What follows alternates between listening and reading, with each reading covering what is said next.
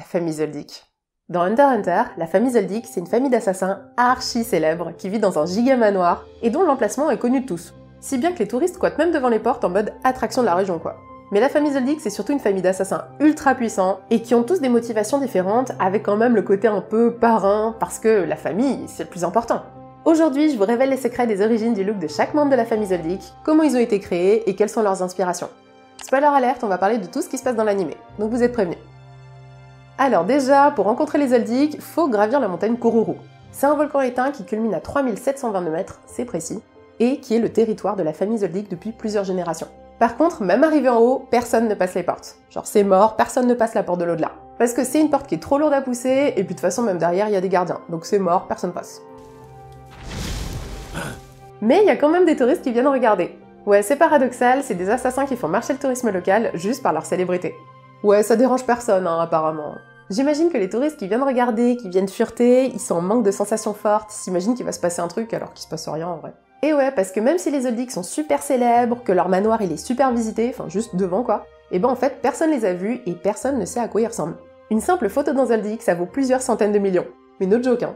Pas du tout dans l'exagération hein, Togashi, hein, tout va bien. Bon, plus sérieusement, les Zoldyck ont un certain nombre de majordomes et ils sont tous suffisamment compétents pour obtenir leur licence de hunter, c'est dire le niveau hein.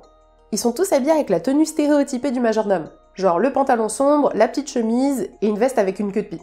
Et avec ça, ils ont tous un nœud papillon croisé, qu'on appelle aussi une cravate croisée, le ruban avec la gemme là. La gemme au milieu, c'est un peu comme un pins, c'est un bouton qui leur permet de maintenir la cravate fermée. Il y a un petit style à porter ça fait quand même très distingué et très élégant. C'est un accessoire qui est pas très répandu en Europe, la cravate croisée. On voit ça beaucoup en Asie, parfois même sur les uniformes scolaires. Perso, j'ai vu ça dans Black Butler ou même dans FF14. Je sais pas si vous connaissez, c'est un petit MMO bien sympa. Mis à part ça, cet uniforme, c'est vraiment celui du parfait majordome, et ça permet aussi de mettre une distance entre eux et les enfants Zoldyck. Bon maintenant, concernant les Zoldyck, ils ont tous une particularité physique concernant leur naine et leurs cheveux. Tous ceux qui ont les cheveux gris-blancs comme Killua, Zeno et Sylva, ils utilisent le naine de la transformation. Et tous les autres, donc ceux qui ont les cheveux noirs, ils utilisent le naine de la manipulation. Bon, sauf Haruka, elle est un peu spéciale. Et l'arrière-grand-père de Killua, Maa, il a plus de cheveux. Et bizarrement, il utilise le naine du renforcement. Je sais pas si c'est lié le fait de plus avoir de cheveux, naine renforcement, mais c'est cool. Oh, sinon, toujours dans les généralités, les enfants Zoldyck, ils ont un lien entre eux et ça concerne leur prénom. Togashi les a nommés en utilisant le jeu de mots japonais qui s'appelle le shiritori. Ça signifie littéralement prendre le bout d'eux. Donc ça donne Hirumi, Miruki, Kirua, Haruka et Karuto. Toujours avec cette syllabe roux au milieu. Bon c'est bon, on a fait le tour des considérations générales, on a parlé des prénoms, des cheveux, etc. Maintenant on va voir chaque Zoldyck un par un et qui ils sont. Zeno Zoldyck, le grand-père. Zeno Zoldyck, c'est le grand-père de Killua et donc le père de Sylva. Et son rôle à lui dans la famille, c'est de transmettre l'héritage. Alors, on le voit régulièrement assis sur son banc en forme de dragon. Le dragon, c'est un symbole important de la famille Zoldyck. Il est illustré d'ailleurs dans les techniques de combat de Zeno. Dans la culture japonaise, le dragon représente la force et la bonne fortune. Et pour Zeno, c'est son aura qui prend directement la forme d'un dragon. Il a un peu un côté vieux maître en arts martiaux chinois, avec sa moustache et puis le fait qu'il mette ses mains en arrière. Cette longue moustache-là, c'est une moustache qu'on appelle une moustache Fu Manchu. Ce nom de moustache, ça vient d'un film des années 60 qui s'appelle Le Masque de Fu Manchu. Et ça a popularisé ce style un peu cliché de moustache asiatique. Mais sinon, le style, le flow de Zeno Zoldyck, il vient surtout de la façon dont il est habillé, de son style de fringue, qui est très traditionnelle japonaise. Truc assez unique, Zeno porte deux inscriptions différentes en kanji sur un parchemin qui est accroché à une plaque dorée qui fait le tour de son cou. Parfois ces kanji signifient un meurtre par jour, et parfois assassin à vie. Ouais, c'est pas toujours la même inscription tout le long de l'histoire. Bah ouais, parce que quand il intervient dans l'arc chimérante, il porte l'inscription assassin à vie. Peut-être parce qu'à ce moment, quand il débarque aux côtés de Netero, il était pas sûr à 100% de faire un seul meurtre. Mais vu que Zeno c'est aussi quelqu'un de très méthodique, quand il a un contrat d'assassin plus classique, que sauver le monde des fourmis géantes, il porte son inscription un meurtre par jour. Ça révèle des choses sur sa personnalité, le mec il fait pas plus que ce qu'on lui demande. Ouais, il fait uniquement le contrat pour lequel il est payé. Et aussi, il a horreur de tuer des civils, ou même des gens qui n'ont rien à voir avec sa cible. C'est une manière qui est quand même assez propre et efficace de voir son métier, et ça lui va bien je trouve. Sinon, le col de sa veste, je le trouve super original. Ça ressemble un peu à un rouage. Et cette impression d'ailleurs, elle est même renforcée avec cette plaque dorée qui fait le tour de son cou et qui semble visser avec des boulons. Le reste de sa tenue est quand même une tenue de cérémonie. La forme de sa veste avec ses épaulettes, ça me fait penser à la forme des épaulettes des kamishimo. C'est un vêtement traditionnel et cérémoniel porté par les samouraïs japonais à partir de l'époque Kamakura.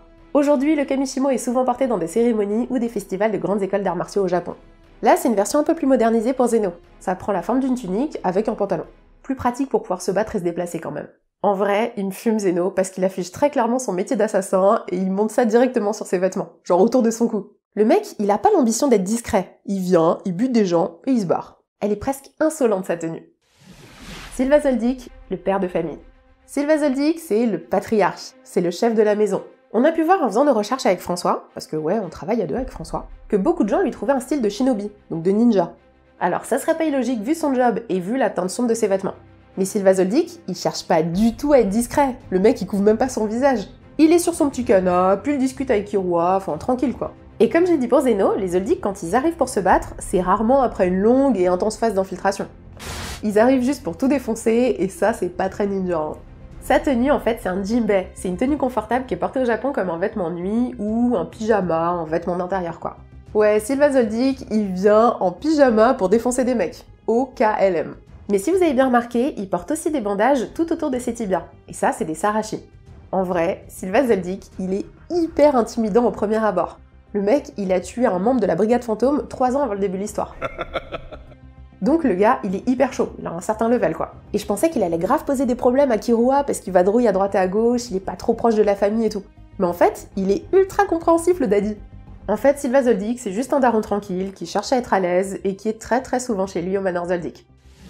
Kiki Zoldyck, la maman cyborg. C'est la femme de Silva et la mère de tous les enfants Zoldyck. Et elle, faut qu'on parle de sa tenue. Son style m'a fait tout de suite kiffer quand j'ai découverte avec sa dégaine steampunk, à la fois rétro et futuriste. J'ai trouvé ça super improbable de l'avoir débarquée dans sa robe bouffante, qui est tout comme son chapeau, de style victorien. Ce type de robe était porté dans les années 1850. Et ce côté arrondi de la robe est créé par un accessoire qu'on appelle une crinoline. C'est une sorte de cage qui soutenait le poids de la jupe pour lui donner du volume.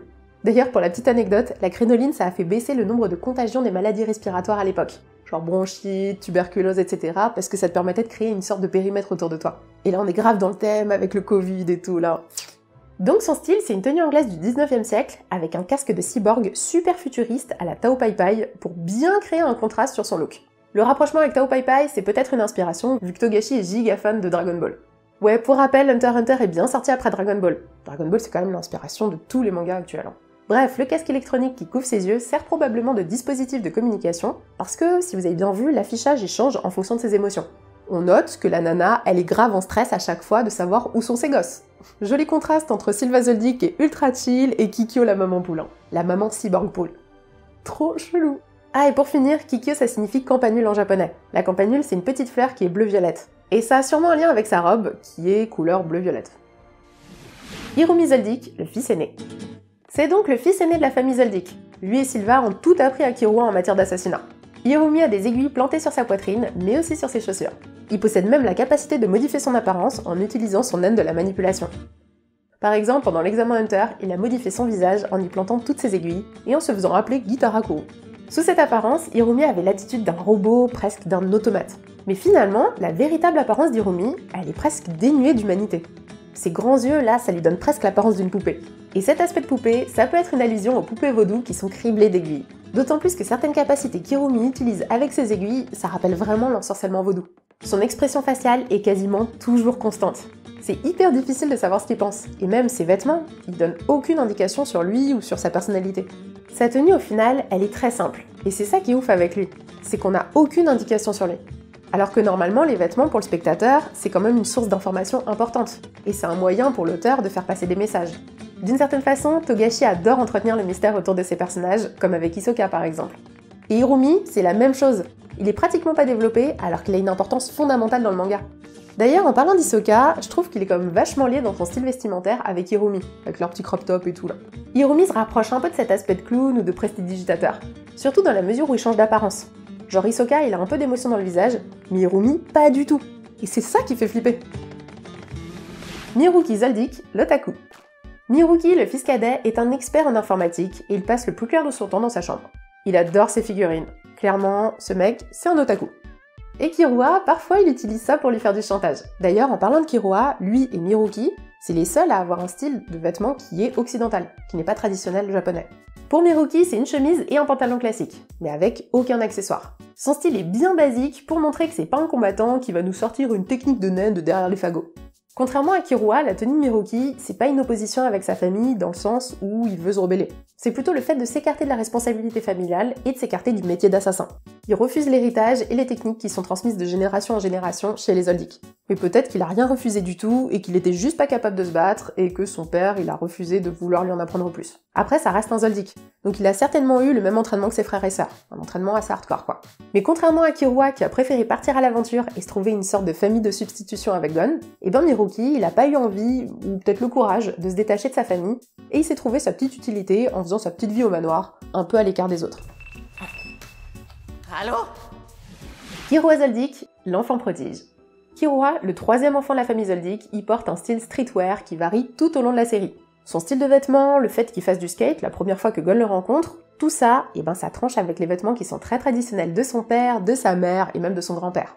Et je comprends que cette atmosphère, ça a dû être super éprouvant pour lui. En plus des majordomes, tout ça. Killua, il a dû grandir avec cette idée, cette identité forte, cette tradition, cet héritage qui se transmet à chaque génération, et ça lui a fait comme un poids. Donc Killua, il se rebelle et il décide de se barrer. Il cherche à se mettre en opposition avec sa famille, donc les tenues traditionnelles, c'est mort. Les jinbei, c'est mort. Les kimonos, c'est mort. Les kamashimo, c'est mort. On a tout listé. Bon, par contre, les robes victoriennes, c'est mort aussi. Et même la tenue d'Irumi, à aucun moment il s'est dit je vais m'habiller comme lui. Killua, tout comme Feitan de la Brigade Fantôme, est inspiré de Hiei, un des persos de Yu Yu Hakusho, le manga précédent de Togashi. Les deux ont un peu les mêmes fringues, mais aussi le même physique, et presque la même personnalité. Tous les deux sont passés par une enfance tragique, en butant des gens hyper jeunes, et en étant soumis à la torture. Normal quoi. Enfin non, pas normal. Et les yo-yo de Killua, je me suis toujours demandé d'où ils venaient. Pourquoi il a des yo-yo?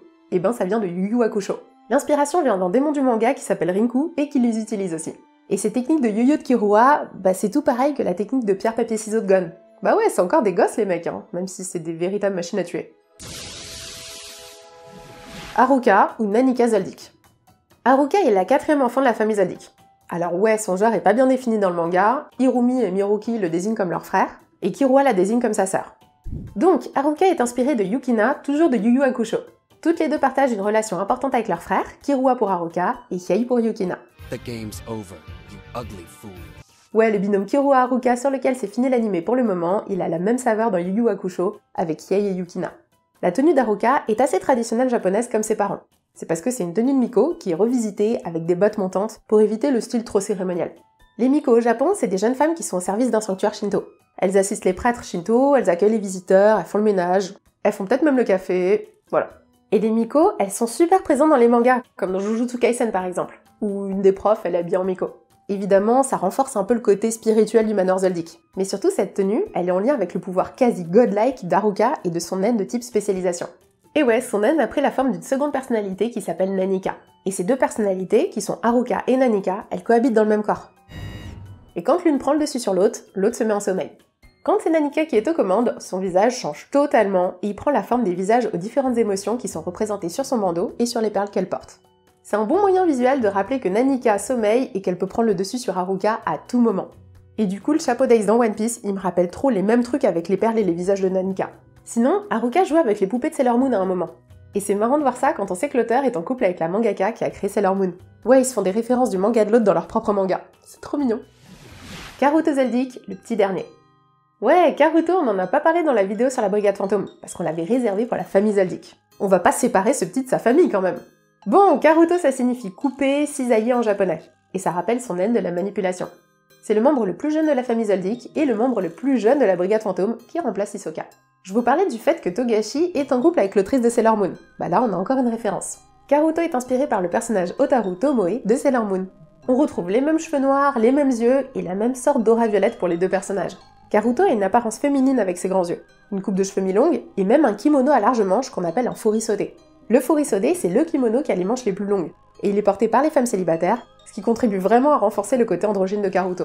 Sa tenue est clairement une tenue traditionnelle japonaise, et d'une certaine manière, le fait de porter cette tenue, ça permet de conserver un lien avec les Zoldyck, tout en étant à distance avec eux. Bah ouais, parce que malgré le fait qu'il bosse pour une organisation d'assassins qui est pas sa famille, et ben il garde ce côté Zoldyck.